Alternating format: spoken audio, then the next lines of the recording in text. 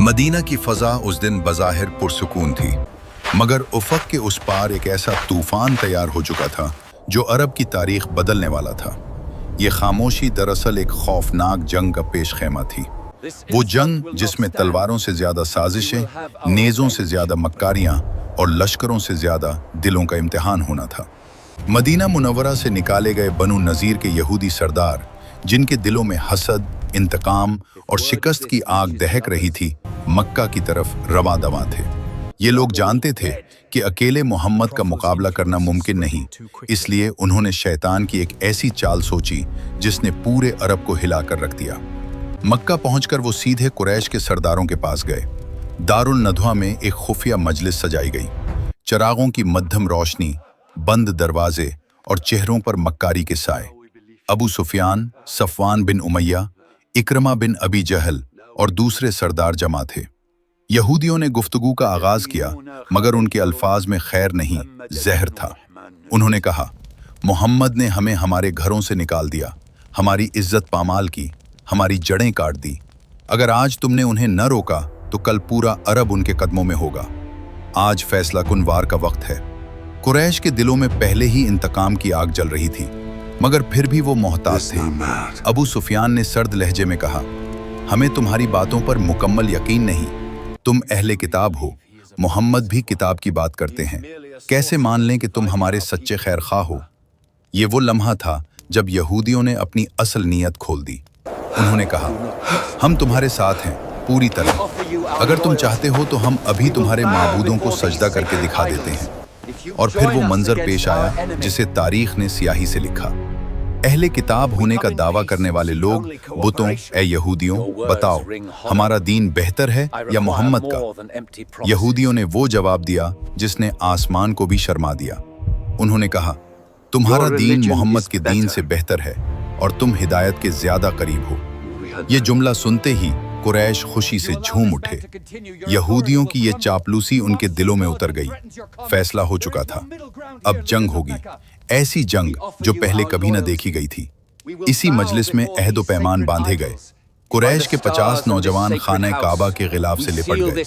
सीने दीवार से लगाकर कस्में खाएं कि जब तक एक भी जिंदा है मोहम्मद के खिलाफ मुत्तहिद रहेंगे, धोखा नहीं देंगे, पीठ नहीं दिखाएंगे। ये सिर्फ कुरैश नहीं थे, यहूदी सरदार पूरे अरब में फैल गए। गतफान, बनी असद, बनी सुलीम, हर कबीले के दरवाजे पर दस्तक दी गई। सोने, ऊंटों, गनीमतों के ख्वाब दिखाए गए। नफरत को ईंधन बनाया गया।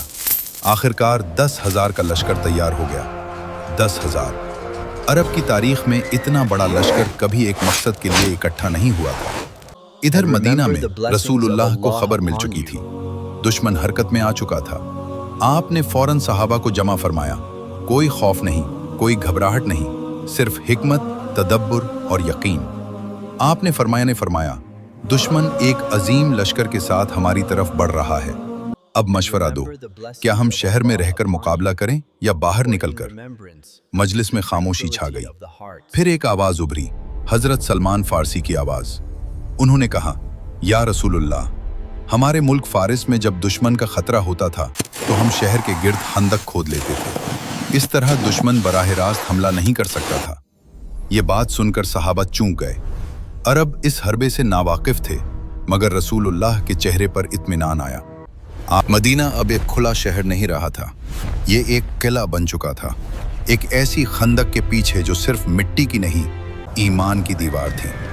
10,000 के लश्कर ने मदीना को घेर लिया था। घोड़ों की हिनहनाहट, जरहों की झिनकार, नेज़ों की चमक और गुरूर से भरे नारे फजा में गूंज रहे थे। कुरैश को यकीन था कि यह मुहासरा चंद दिनों में मुसलमानों को तोड़ देगा। उनका गुमान था कि भूख, खौफ और तादाद का दबाव मदीना को घुटने टेकने पर मजबूर कर देगा।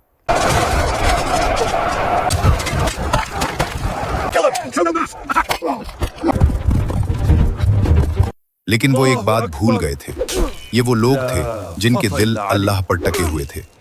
खंदक के एक तरफ कुफ्फार थे, दूसरी तरफ मुसलमान। दरमियान में गहरी खंदक, ऐसी रुकावट जिसने कुरैश के तमाम मंसूबे बर्बाद कर दिए थे। जब दुश्मन ने खंदक का जायजा लिया तो उनके चेहरे बदल गए, घोड़े रुक गए, कदम ठटक गए। कोई इस खंदक को पार करने की हिम्मत नहीं कर पा रहा था। अरब की जंगों में ऐसी तदबीर कभी इस्तेमाल नहीं हुई थी। अबू सुफियान ने गुस्से में जमीन पर नेजा मारा और बोला, मोहम्मद ने हमें ऐसी चाल में फंसा दिया है जिसका हमने कभी तसव्वुर भी नहीं किया था। पहला दिन गुजरा, फिर दूसरा, तीसरा दिन। बराह रास्त जंग मुमकिन न थी, इसलिए कुफ्फार ने आसाबी जंग शुरू कर दी। वो खंदक के किनारे आते, गालियां देते, तीर चलाते, फिर पीछे हट जाते। मुसलमान भी मौका मिलते ही खंदक के किनारे पहुंचते, तीर बरसाते और फिर वापस अपनी जगहों पर आ जाते। हर लम्हा चौकस रहना पड़ता था। आंखों में नींद नहीं, जिस्म थका हुआ, पेट खाली। भूख मुसलमानों पर शिद्दत से हमलावर हो चुकी थी। कई सहाबा के पेटों पर पत्थर बंधे हुए थे। सर्द हवा जिस्म को चीर रही थी, मगर कोई शिकवा जबान पर न लाता। खंदक की निगरानी, रात दिन की पहरादारी, मुसलसल तनाव, ये सब एक खामोश अजाब बन चुका था। एक दिन खंदक के एक हिस्से में शोर उठा। नौफल बिन अब्दुल्ला, कुरैश का एक जंगजू, घोड़े को एड़ लगाकर पूरी रफ्तार से आया। इसका मकसद खंदक को फलांगना था। घोड़ा छलांग लगा न सका, तवाजुन बिगड़ा, घोड़ा और सवार दोनों खंदक में गिर पड़े। एक जोरदार आवाज आई, नौफल की गर्दन टूट चुकी थी। एक रिवायत के मुताबिक हजरत अली खंदक में उतरे और उसका काम तमाम कर दिया। कुफ्फार ये मंजर देखकर सहम गए। खंदक अब सिर्फ रुकावट नहीं रही थी, ये मौत का किनारा बन चुकी थी। इधर एक और खतरा सर उठा रहा था। मुसलमानों की औरतें और बच्चे मदीना के एक महफूज किले में मुंतकिल कर दिए गए थे। ये किला हजरत हस्सान बिन साबित का था। वहां हुजूर सल्लल्लाहु की फुफ्फी हजरत सफिया भी मौजूद थी। कुफ्फार जानते थे कि अगर किसी तरह इस मकाम की खबर मिल जाए तो पीछे से हमला करके मदीना को हिला दिया जा सकता है। एक दिन एक यहूदी खामोशी से इस तरफ आया। वो जासूसी कर रहा था। हजरत सफिया की नजर उस पर पड़ गई। उन्होंने फौरन खतरा भांप लिया। हजरत हस्सान से कहा कि उसे खत्म कर दो, वरना दुश्मन को औरतों और बच्चों की खबर मिल जाएगी। हजरत हस्सान शायर थे, जंगी आदमी नहीं थे, उम्र भी ज्यादा थी। उन्होंने माजरत की। ये सुनकर हजरत सफिया ने एक लम्हा जाया न किया। उन्होंने खुद लकड़ी का मजबूत डंडा उठाया, खामोशी से नीचे उतरी, पीछे से हमला किया। एक वार, फिर दूसरा, फिर तीसरा। यहूदी जमीन पर गिर पड़ा। हजरत सफिया ने तलवार से उसका सर अलग किया और उसे यहूदियों की तरफ उछाल दिया। ये मंजर देखकर वो सब खौफजदा हो गए। उन्हें समझ आ गई कि ये शहर औरतों के हाथों भी महफूज है। मुहासरा तूल पकड़ रहा था। कुफ्फार के सब्र का पैमाना लबरेज होने लगा। एक दिन कुरैश के चंद बहादुर, जिनमें उमर बिन अब्दुवुद भी शामिल था, खंदक के एक निस्बतन तंग हिस्से पर पहुंचे। घोड़ों को पीछे ले जाकर पूरी कुव्वत से दौड़ाया गया। गर्द उड़ी, जमीन लर्जी और